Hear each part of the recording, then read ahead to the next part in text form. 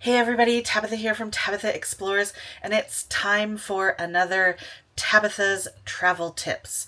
And today we're going to be talking about solo travel, in particular as a woman, but a lot of this could apply to, anybody that's choosing to travel alone, especially if you're traveling on your own for the first time, whether you're young or older and maybe just want to get out and go out somewhere on your own and explore, gain your confidence. I kind of have some rules that I follow when I'm traveling on my own. So I wanted to share some of those rules with you. I could probably go on and on and on about them, and more and more and more, but I really kind of narrowed it down to about six rules. That I think are the most important to follow. So, the first rule that I have for myself is to always let someone that I trust know where I am, where I'm going to be, how long I might be there. So, for example, wherever I might be camping, I want my family to know what campsite I'm at, how long I plan to be there. On travel days, in particular with my RV, I let people know when I arrive.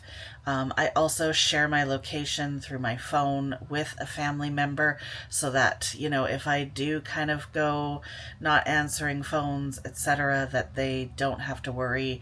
They can check where I am, see what I'm doing, and that sort of thing. So I think it's really, really important to always let somebody know where you are. Rule number 2: never reveal too many details about where you are publicly. So I have a private Facebook account.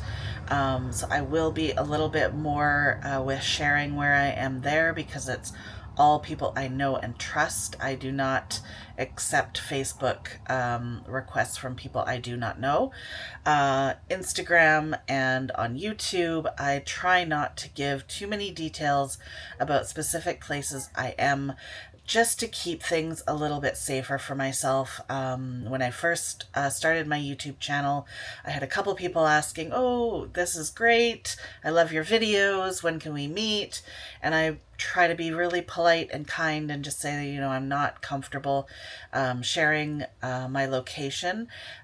With the videos that I post, I always post videos from prior to where I currently am. So right now I've been posting videos most recently from like when I've stayed in Valemont and different areas in Alberta now, but I'm not sharing the videos from the sites that I'm currently at. So I've always moved on from where I'm staying before those videos will get posted on YouTube, just to have that extra confidence that I can feel safe and secure in the place that I am. I know that most people are good, and I have met and seen so many good things from people, but there's that 1%, especially as a woman traveling alone. You've learned from a very young age that you just always have to be watching out for that 1% that maybe isn't so good. So that's rule number 2. Moving on to rule number 3, and this goes back to my very first tip video. My most important tip is research. Research where you're going. You don't want to be going, especially as a solo female traveler, but even as anyone traveling alone, you got to be careful on where you travel to. I know when I worked on cruise ships, there would be sometimes a port we would get to where there would be cautions put out. This is not necessarily the safest part of a city, so don't go out of the port gate by yourself. Always take the shuttle bus provided that takes you into a safe part of town. That sort of thing. Just always research where you're going. If you're on the road with an RV, you want to make sure that you're taking, the safer route. You don't want to be going, for example, down through, Skid Row in any town, especially traveling alone, even traveling with kids. that sort of thing. So just really do your research on where you're going, where you might be taking a stop for a break. If you're driving long distances, you do not want to end up stopping somewhere that might just put you in an unsafe situation. So, rule number four, this is probably, again, all of these rules are really important, but this one is like my biggest rule is trust your instincts. I have always seem to have pretty good instincts, and I feel like I've really developed them over the last few years as I've traveled overseas on cruise ships as well as by myself, even with family and friends, and in particular on the road here in my RV. I've truly been able to kind of refine those instincts, and if something gives me the heebie-jeebies, I am out of there. When I'm traveling with the RV and going from site to site, if I get a kind of hinky feeling ahead of time in particular, I'll start putting together a plan B. I'll have a secondary kind of option. Just to give myself that out. There was one place that I traveled to this spring, and I booked the place. Nothing was obvious that there might be a concern, so I had booked it, but then I got an email from them with the booking confirmation that there was no water or sewer at the site. At that time, it was a little too early in the season, so it kind of gave me this little hinky feeling. So I kind of thought about it a little bit, and I was like, well, you know what? Like, I got to give it a chance. Go in there. Maybe I won't feel this way getting there, but kind of thought about, like, if I did decide to go further, the next place I was planning to go to really wasn't very far further along. So I kind of put that in my mind as an option, rather than feeling like I was going to be stuck in a place that I maybe didn't want to be in. Once I got there, it was a really nice city park. Lots of people out playing with their dogs and kids, and there's baseball fields. But the RV park itself had no host, no water, no sewer. The bathrooms were locked up. There was no other campers staying there. And so I really had to think about the fact that, like, if I'm going to stay here overnight, am I going to end up completely on my own here? What's the homeless situation around here? There was an underside to a bridge not far from where I was. So, like, do people live under there? Are they going to come out and kind of bang on my door? Is it, do kids come and party down here at night? So I really had to think about those things ahead of time, because driving in, it looked fine. It didn't look like it would be an issue, but you have to think about what's it going to be like in 6 hours, 12 hours. How am I going to feel? Am I going to be so scared that I'm going to be up all night? So I chose to leave and go further on. I was able to easily get in early to the next site that I was planning to go to, and it really worked out for me. If I'd been completely, without an option, I might have stayed, and I might have put myself in a situation that wasn't safe. So it's kind of where the instincts come in. And there's been times where I've kind of ignored those instincts and kind of got myself into a situation that wasn't so great. And eventually, for me, those instincts kicked back in, and I was able to, like, take myself out of the situation. And I've never, knock on wood, been in a situation that was really and truly unsafe. So I've felt like my instincts have always been good, and I think it's really important to acknowledge those instincts that you have.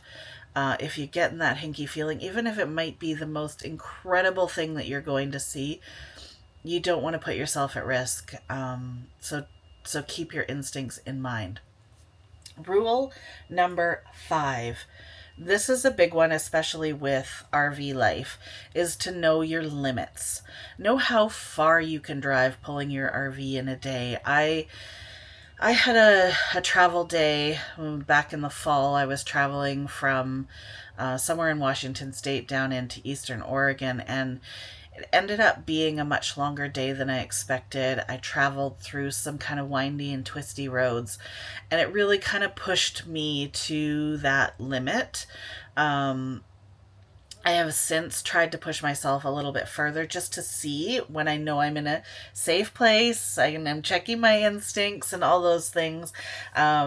Actually, moving from BC into Alberta just recently, um, I had the option to leave a day early and take a night in a different place, kind of halfway between my more permanent stops. So I had been staying for 5 weeks in BC, was planning a 2 week stop in kind of central Alberta, and I Google Maps had it at just under 7 hours drive.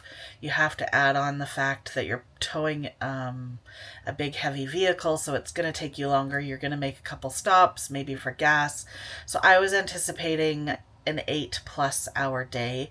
I had never driven for that long before pulling the RV, and I knew that the first third of my trip was all familiar territory. I'd done it before, and the second portion of the trip was going to be, fairly flat, straight roads. I felt like I could do it.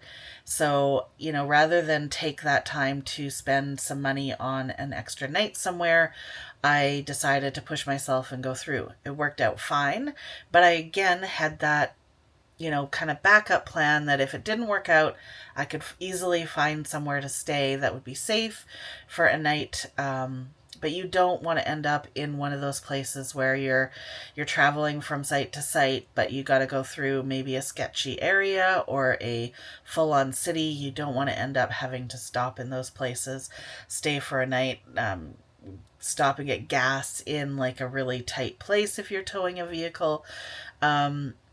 So it's just really about knowing your limits and what you can and can't do.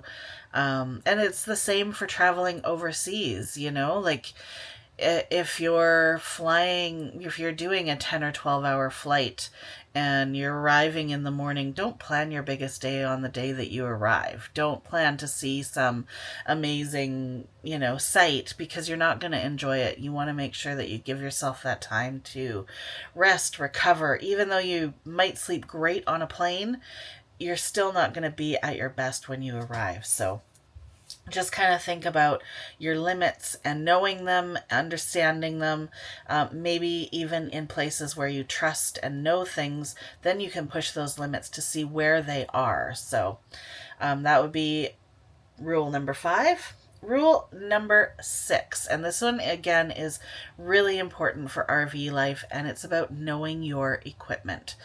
When I started RV life, I bought a truck for the very first time. I bought an RV for the very first time. I towed an RV for the very first time. I do have a friend that is very knowledgeable in those things, and I've also done a lot of research. A lot of it, yes, on YouTube, and you can take that and even my videos with a grain of salt. You have to do it for yourself. But I also had a friend who had done a lot of RVing, driving trucks, etc. I made sure that I had my truck a good 6 months before I actually started the RV life, so that I could get comfortable driving the truck, parking the truck, just being in a bigger vehicle than I've ever been used to before. And then it was really about learning with driving the RV and doing all the things, emptying your tanks, checking your seals, oiling things, like doing all those things. One of the things that I did to kind of help with being so new to it was I did choose both my truck and RV to purchase them new. Not a lot of people have that option. I did. But it was to have the warranty on the truck, have the warranty on the RV. So if things are going wrong I don't have to worry about those. I can worry about just the process of learning to use them, and really starting to have fun and not have it be, so much of a chore. I also purchased the service package for my truck so that, my truck tells me when it needs an oil change. I take it in, they do whatever is necessary, run it through the computers to make sure nothing's going wrong. So it's been, kind of giving me that ease and comfort of being in something I can trust most of the time. Of course, I've had so many problems with the RV in particular, a couple of problems with the truck, but nothing that wasn't manageable. And I think if I didn't have the warranty, it might have even prevented me from continuing with the RV life with all the problems that I did end up having. So it's really about learning your equipment and understanding it, being comfortable with it.